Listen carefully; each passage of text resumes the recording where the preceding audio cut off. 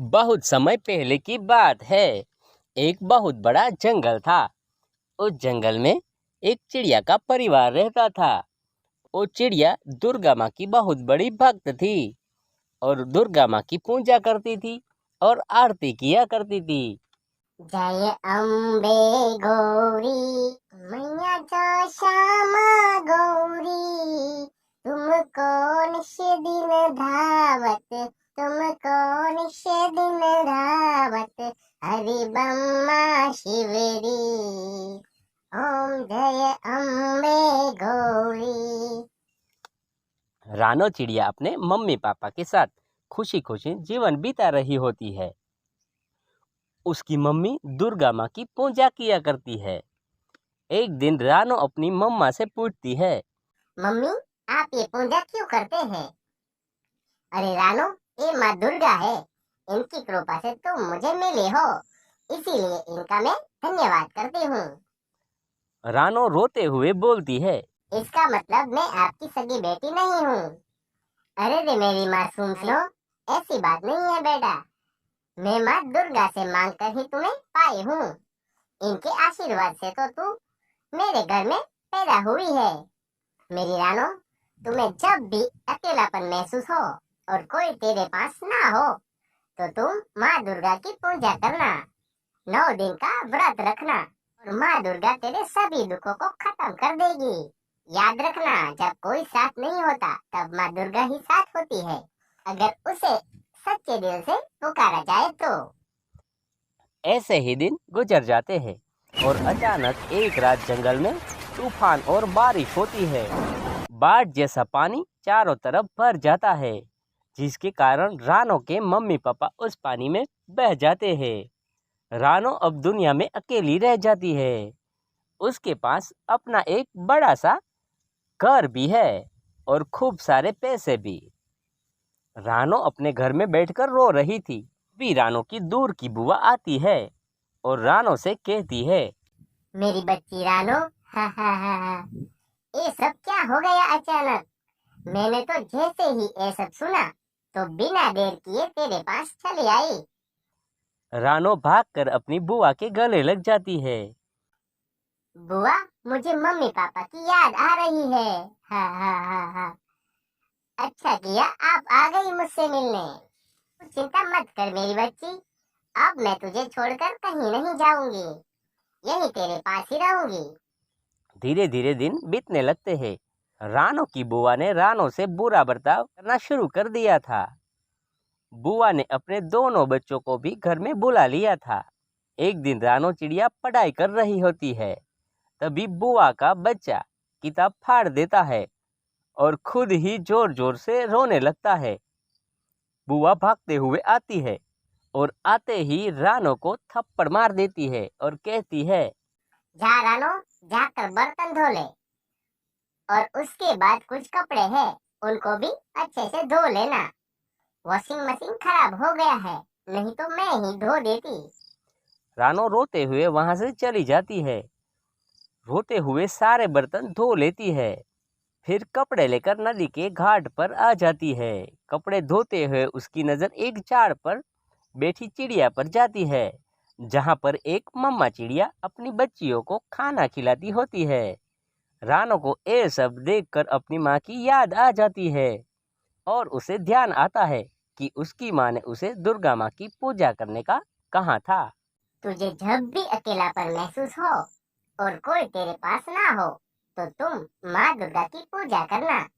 रानो घर जाती है और दूसरी सुबह अपने घर में एक मंदिर बनाकर दुर्गा माँ की पूजा करने लगती है। वे रोज नदी में नहाकर फूल और फल लेकर माँ दुर्गा की पूजा करने लगती है। रानो की बुआ ये सब देखकर रानो से कहती है, हे रानो, मैं सब देख रही हूँ, तू आजकल क्या कर रही है।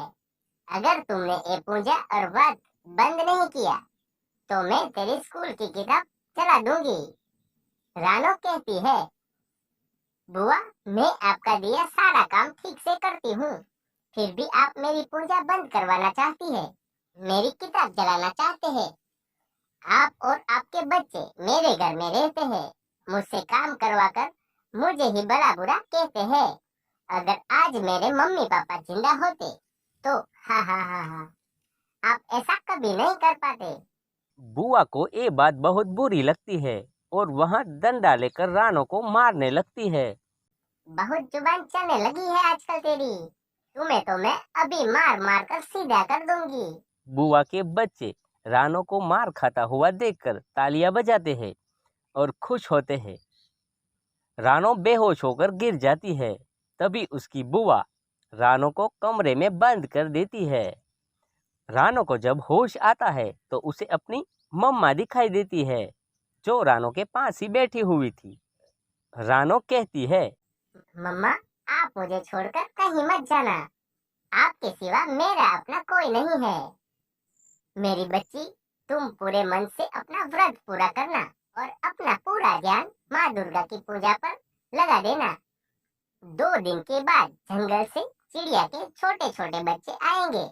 उसको प्रसाद बनाकर खिलाना। मेरी रानो, सब ठीक हो जाएगा।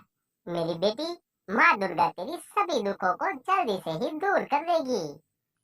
अचानक रानो की आंख खुल जाती है और उसे सब सपना जैसा लगता है। लेकिन रानो को अपनी मम्मा की सारी बातें याद होती है और वो घर से बाहर निकल जाती है और नदी में नहाकर फूल और मीठे फल तोड़कर ले आती है। जब रानो घर पर आती है तभी उसकी बुआ और उसके बच्चे नहीं होते। रानो खुशी खुशी पूजा करती है और अम्बा माँ की आरती गाती है और आई हुई 9 चिड़िया को प्रसाद खिलाती है और सबको गिफ्ट देती है। रानो चुंदड़ी ओढ़कर सबका आशीर्वाद लेती है। तभी रानो की बुआ और उसके बच्चे घर आ जाते हैं। रानो को पूजा करते देख उसकी बुआ को गुस्सा आ जाता है और वो रानो को मारने के लिए एक डंडा उठाती है। तभी आसमान से फूलों की बारिश हो जाती है और घंटियां बजने लगती है। तभी वहां पर दुर्गा माता प्रकट हो जाती है और रानो को आशीर्वाद देती है। रानो, आज के बाद जो भी तुम्हें मारना चाहेगा, उसके हाथ खुद ही उसे मारना शुरू कर देंगे। और जो भी तुम्हारे लिए बुरा सोचेगा, उसके साथ वैसा ही होगा। और अगर कोई अच्छा चाहेगा तो उसके साथ ही अच्छा ही होगा। यह कहकर दुर्गा माता गायब हो जाती है। रानो की बुआ को ये सब कोई नाटक लगता है। वो रानो को मारने के लिए फिर से डंडा उठाती है और जैसे ही मारने जाती है तो उल्टा वो डंडा उसकी बुआ और बच्चों को मारना शुरू कर देता है। तीनों वहां से भाग जाते हैं। फिर कभी वो वापस लौटकर नहीं आते।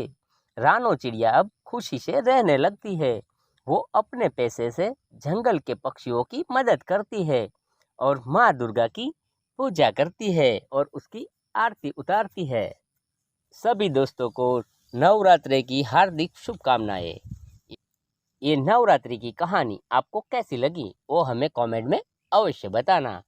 मुझे विश्वास है कि ये कहानी आपको बहुत ही अच्छी लगी होंगी और ऐसी ही नई नई कहानियाँ देखने के लिए हमारे चैनल के नीचे जो सब्सक्राइब का बटन दिया गया है उसे दबाना ना भूलिएगा और इस वीडियो को लाइक कीजिएगा, शेयर कीजिएगा और सब्सक्राइब करना ना भूलिएगा, क्योंकि हमारे चैनल में ऐसे ही वीडियो आते रहते हैं। और बाजू में जो बेल आइकन है उसे दबा दीजिएगा, क्योंकि हमारे जो वीडियो है वो आपको मिलते रहे।